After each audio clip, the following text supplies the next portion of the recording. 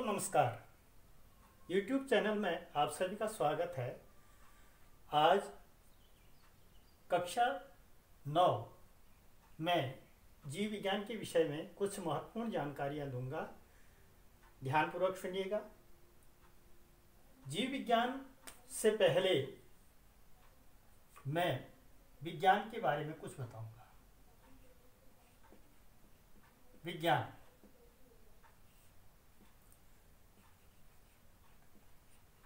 Science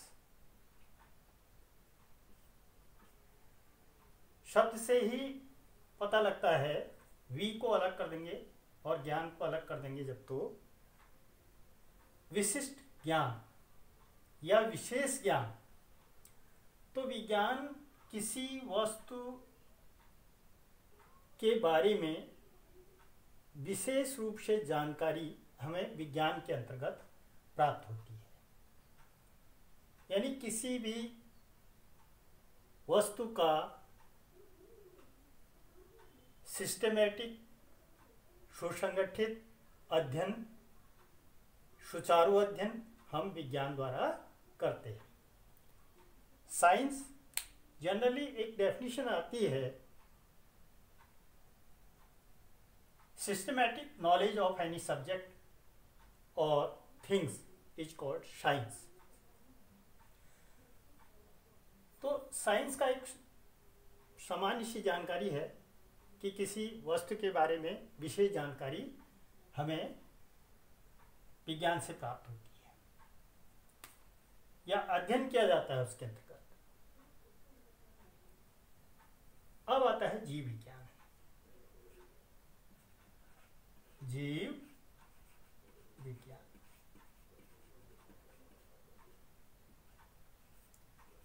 जीव विज्ञान में इसको अंग्रेजी में बोलते हैं बायोलॉजी। तो बच्चों, जीव विज्ञान, जीव विज्ञान, जीवों का विशिष्ट अध्ययन या विशेष ज्ञान हम जीव विज्ञान के अंतर्गत प्राप्त करते हैं। जीव विज्ञान अंग्रेजी शब्द बायोलॉजी, बायोलॉजी शब्द जो है दो शब्दों से मिलकर बना होता है। बायोस धन लोगोस। बायोस का मतलब होता है जीव और लोगोस का अर्थ होता है विज्ञान। तो अर्थात जीवों का जिस विषय के अंतर्गत जीवों का अध्ययन किया जाता है, जीवों का विशेष अध्ययन किया जाता है, उसको हम जीव विज्ञान कहते हैं। अब अध्ययन की सुविधा के लिए जीव विज्ञान को हम दो भागों में बांट देते हैं। नंबर 1 जंतु विज्ञान, नंबर 2 वनस्पति विज्ञान।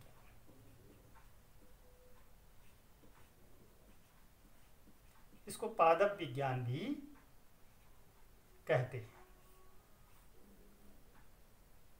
पादप विज्ञान या वनस्पति विज्ञान, जूलॉजी एंड बॉटनी। ये जूलॉजी जून लोगोस यानी जंतुओं का अध्ययन किया जाता है जूलॉजी के अंतर्गत। बॉटनी वनस्पति यानी पौधों का अध्ययन किया जाता है। अब जंतु में जैसे मैं थोड़ा सा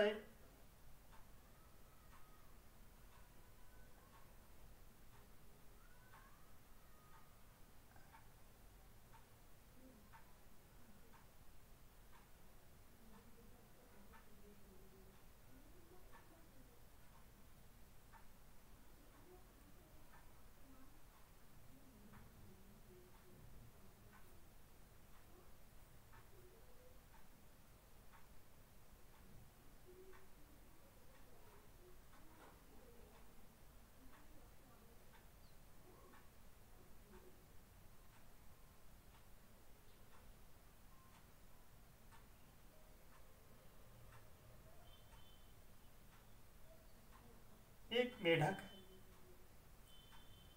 मेढक ये है जंतु।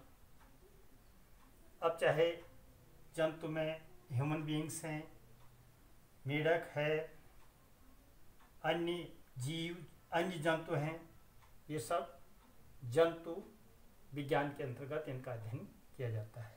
यहाँ पौधे हो गए,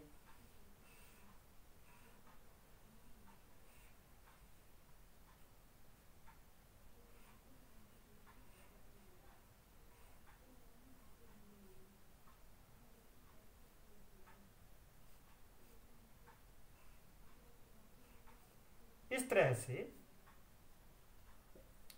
थोड़ा सा एक नमूना है जंतु विज्ञान, जंतुओं का अध्ययन, वनस्पति विज्ञान, पौधों का अध्ययन। अब इसमें हमारे पास है पाठ 1 लेसन नंबर 1, जीवन की मौलिक इकाई।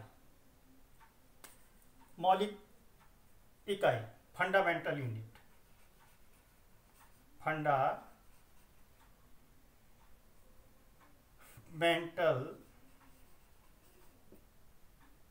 यूनिट, मौलिक इकाई। जैसे ये मेढक है, ये मेढक का एक शरीर है, पूरा ढांचा है। इसका जो शरीर है ये छोटी छोटी कोशिकाओं से बना होता है। शरीर का निर्माण छोटी छोटी कोशिकाओं से मिलकर बना होता है।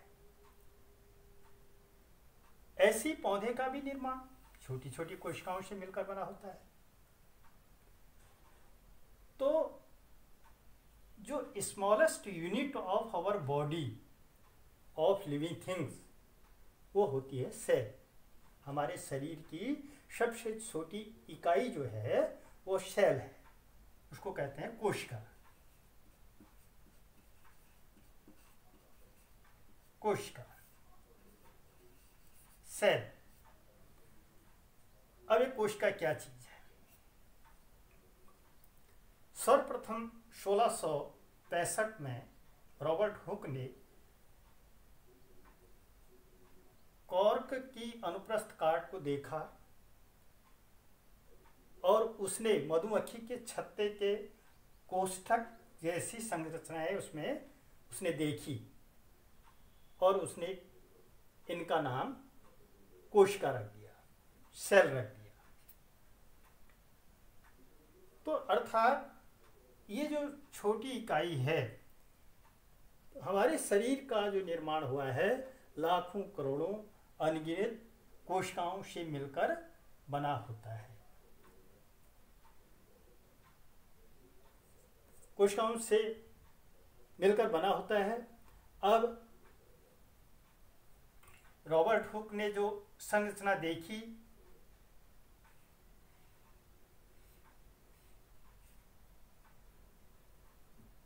इस प्रकार से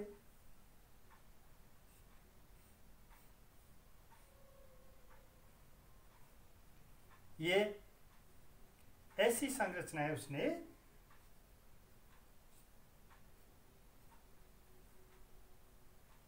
कॉर्क के टुकड़े में देखी और इनको उसने कोशिका कह दिया, रॉबर्ट हुक ने। तो ये कई लाख कोशिकाओं के मिलने से हमारा शरीर का निर्माण हुआ है। जिस प्रकार छोटी छोटी ईंटों से मिलकर के एक बहुत बड़े भवन का निर्माण होता है, उसी प्रकार छोटी छोटी कोशिकाओं से मिलकर हमारे पूरे शरीर का निर्माण हुआ है।